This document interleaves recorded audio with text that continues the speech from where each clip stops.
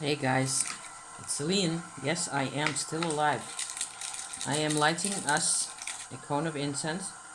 You can't smell this, I'm afraid, but it's really good. It has vetiver and Indian fragrances and sandalwood and all that kind of stuff, and cinnamon. So it might just keep me awake for a bit, you know, as I try to come out and talk to you again, because I haven't been out all week nor last week. So I'm really sorry. But life, I keep saying this. I said this 3 years ago. Life is crazy and I don't know what I'm doing with myself. So I am sort of, well, I'm making myself a little extra cup of coffee here. This is my out of the bath dress when the weather is nice, as it is today. I spent quite some time in the sunshine already, and as soon as I'm done here, I will, go back to the sunshine, I suppose. I got crystals. I got a couple of things I want to talk about, but I can't talk about everything because it's just like we're going to be here forever. I was reading this big book. I don't suppose it would be much use to show it to you because it's a Dutch title, it's a Dutch author and all that, but it is about near-death experiences. So, pretty cool. I do believe there's a translation. I will try to find the English translation to the book, okay? And then stick a link in the description. I promise. That should be easy to do, and then you can always check this out if this is your kind of vibe.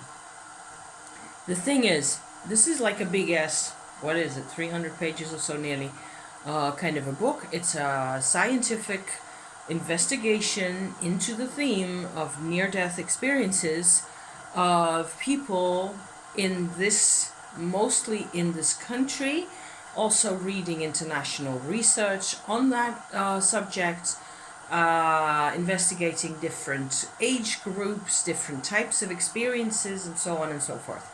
Really well done. Also, really well written, I feel.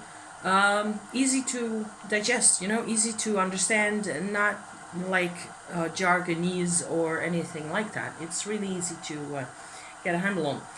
My husband found this book for me in a thrift store a while back, and I started on it. So the week after or so I got it, and I was immediately impressed by how easy it was to read, how much fun it actually is, and so on. And what I find so interesting about this, why I'm also coming out with this, is that, as I have told you repeatedly before, my husband has a vanished twin background. And so I kept in the reading, I'm in like 1/3 or so in the book at the moment, so maybe 100 pages. I have encountered a handful of themes and ideas and subjects and experiences of people in the whole near death kind of a, mind blown, different, the tunnel, the light at the end, the all sorts of emotional experiences in particular that I feel are very familiar to me through my husband's talk about the whole vanished twin situation. It's different, and still it's also kind of the same. So, hang on, coffee. All right, we're letting that stand for a little bit. The connection is that it's a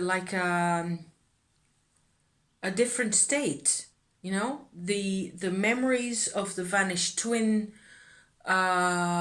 encounter, or the encounter with life in a vanished twin kind of a situation, in a womb twin situation where the twin actually disappears.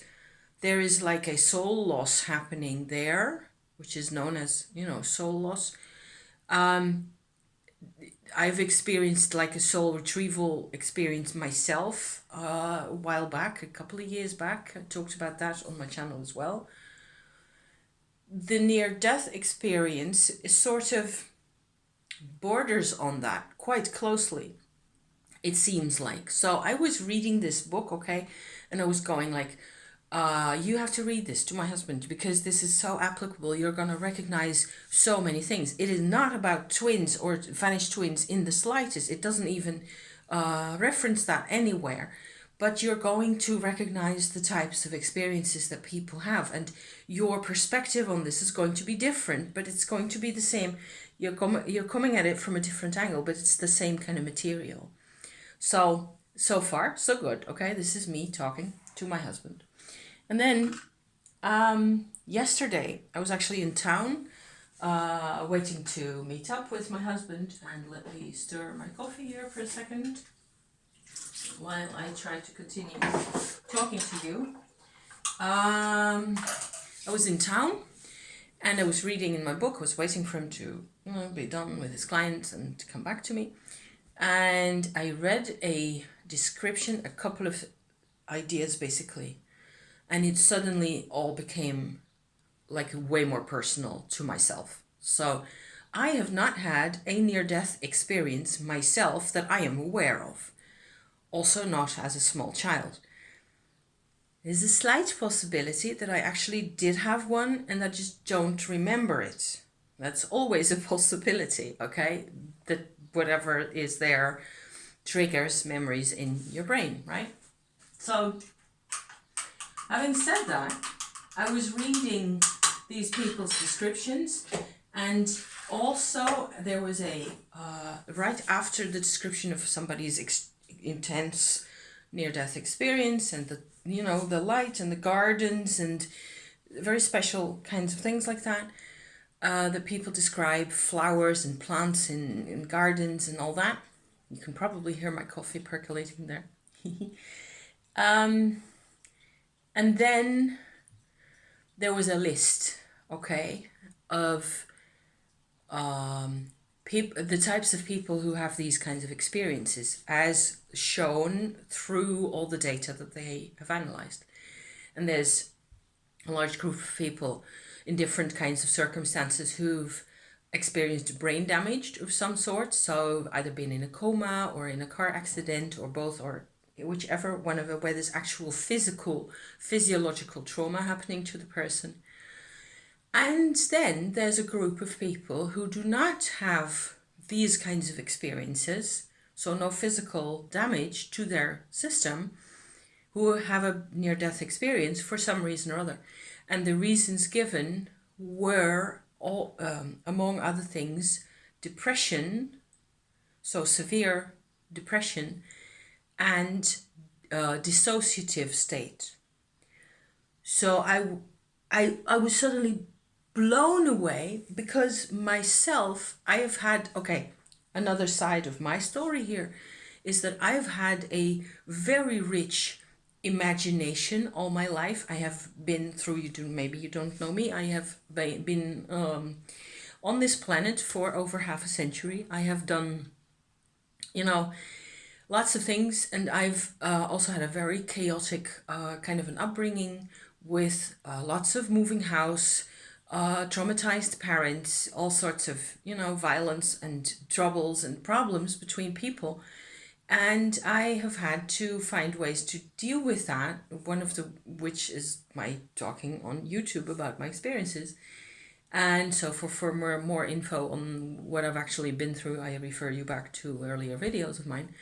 But I sort of came to YouTube actually from learning that I lived a very fragmented life and that there were large parts of my person that were inactive or, what you call that? Turned off is one way of putting it. So it was like I was only there like little bits and pieces that were functional mentally, rationally, sort of functional, and the rest of me was basically turned off, so non-existent, right? So that was not how I really wanted to live my life. I wanted to participate in my own life. Thank you very much. I wanted it to be an exchange, between myself and the world and back and forth.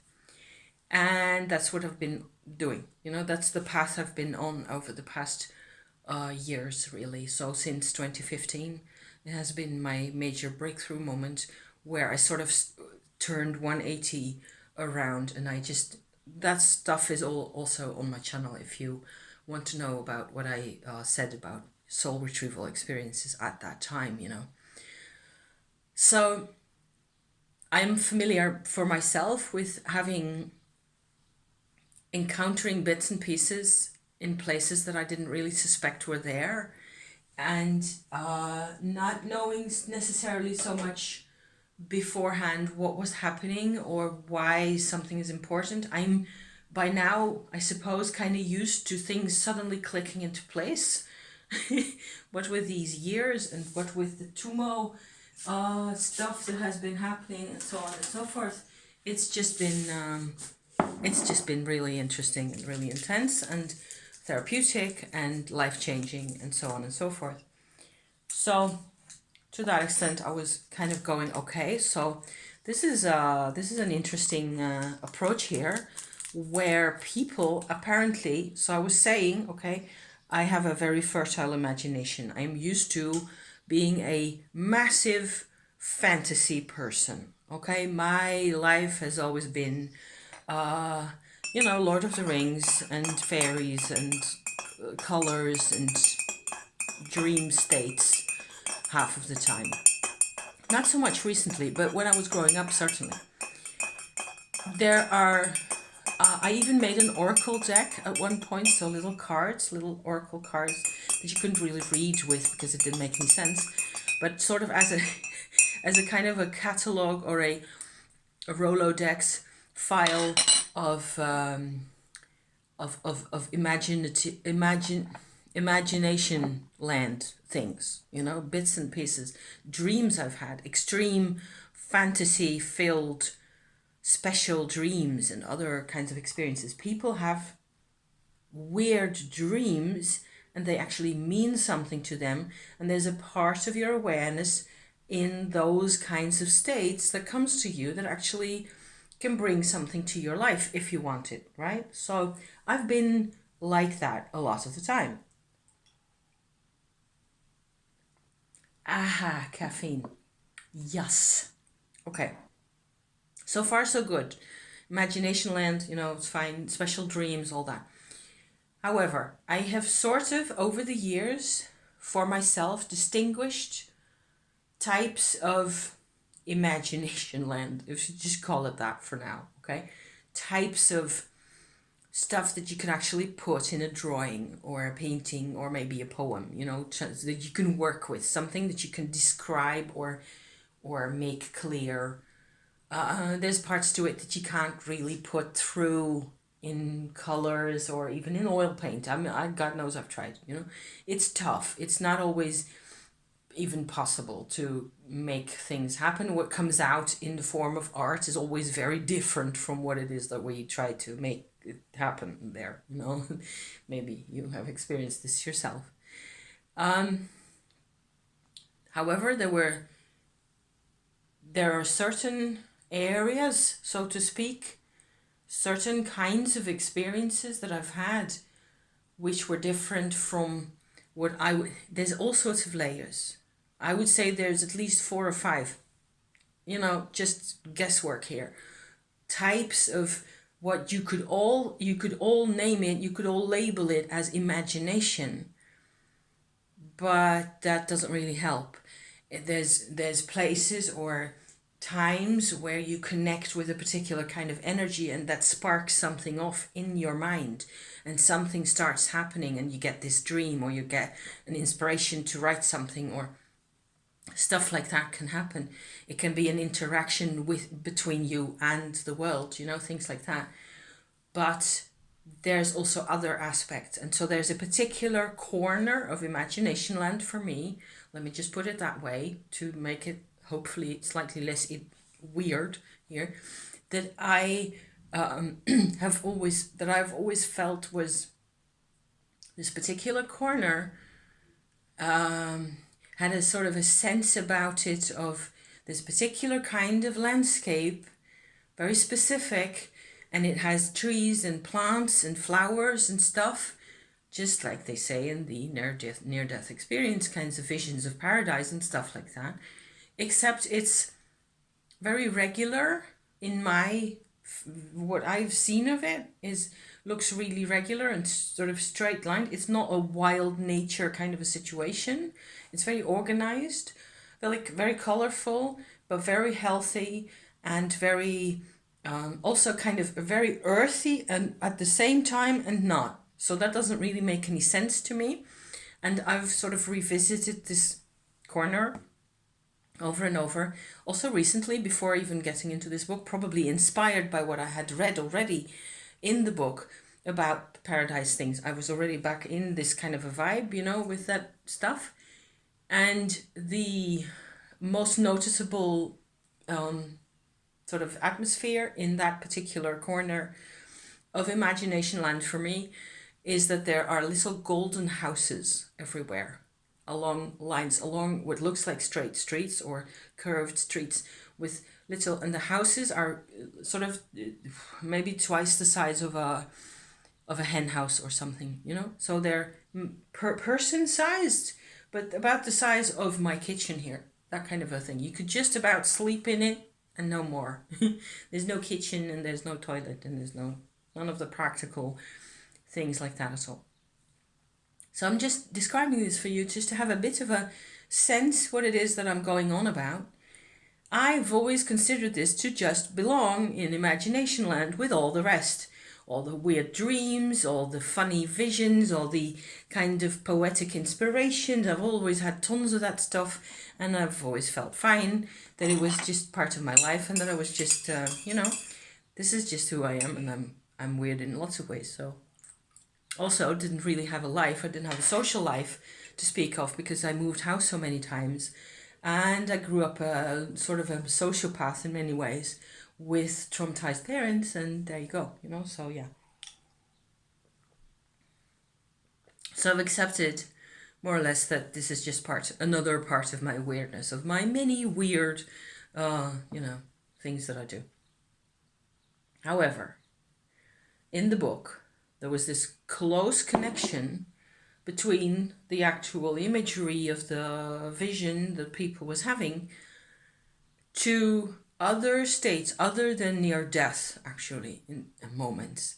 It was described as near death, but there wasn't a physical assault. It was often trauma. It's a reaction to trauma. And there's the situation has to do with depression and dissociation. There's other terms there as well. There's a whole list of things. So maybe I can, make that more explicit in some way or another in the internet, and I will have to do some more research about this to see whether other people corroborate this. It is a book that was written in the early 2000s, so it has been around for a while.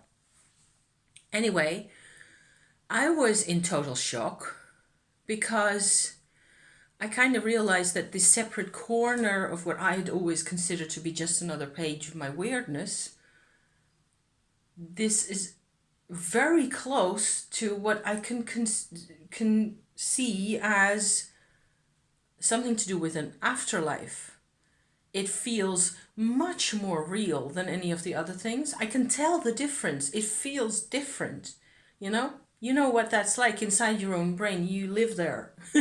So when it's fantasy, when it is Lord of the Rings or something similar, or when it's truth.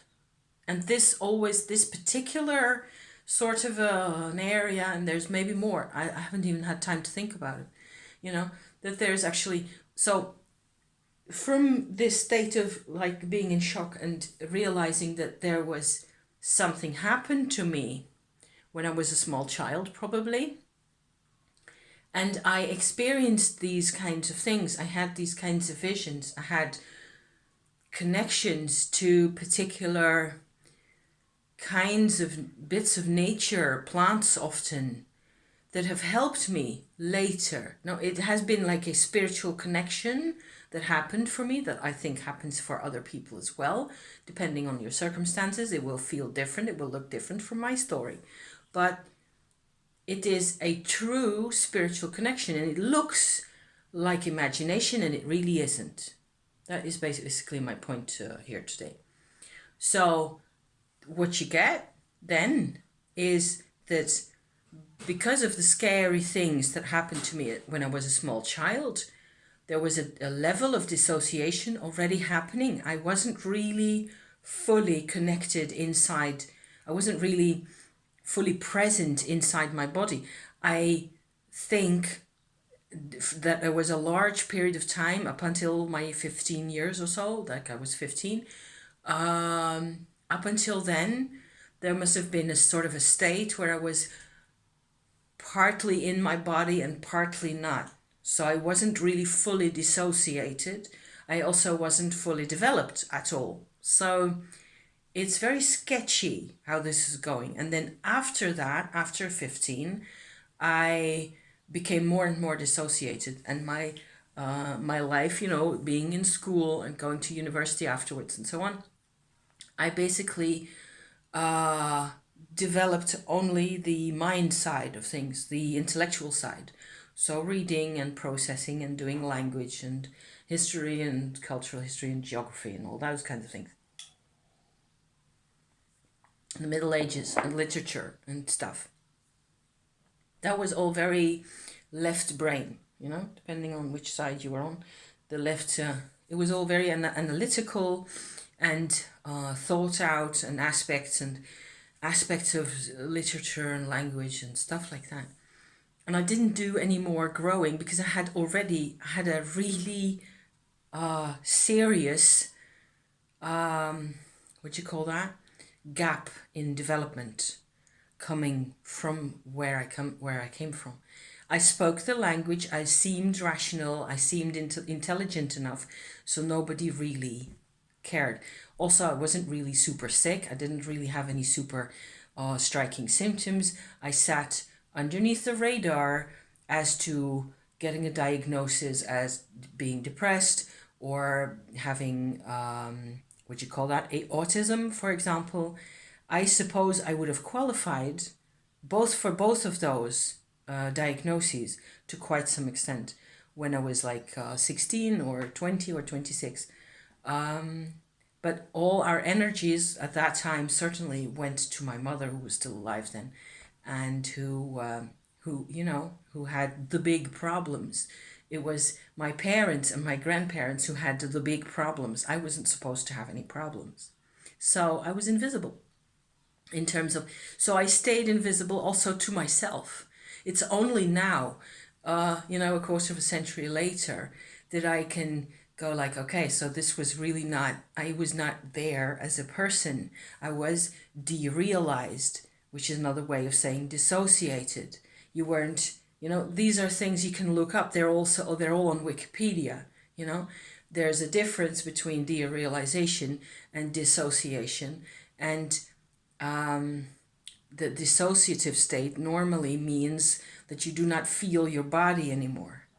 But when you're derealized, you do feel your body, but it's like the surroundings aren't real. Neither of those is true for myself. So go figure. I am still working on this, but my sort of personal alternative theory for this whole thing now is that I was partly sort of my intentional self, my willpower, my desire to be and learn and develop and grow and so on, was parked for most of my life. It was parked sort of, if this head is what you see of my person, then most of my me was parked like this. So there was a part that was attached to my person and the rest was sitting outside. And I was literally scared out of my body, out of my wits by my own mother. So there you go. That is what caused most of the troubles, I think.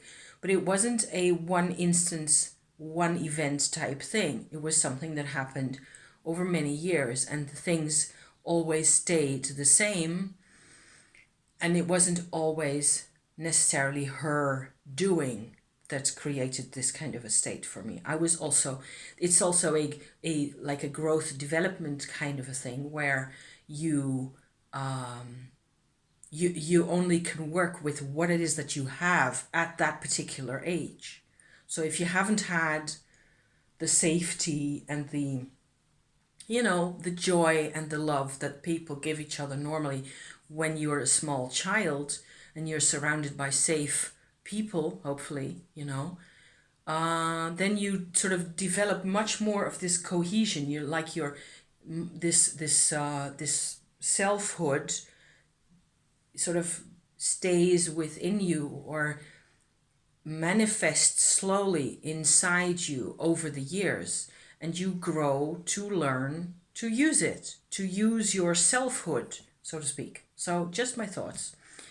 I would have said, okay, I can live with this, and then we were in the parking lot yesterday after me having all my epiphanies and like, wow, I actually have had a dissociative experience, and I actually visited kind of paradise in a few instances where I've always felt like this was a different type of mental mind view kind of a situation that I was in.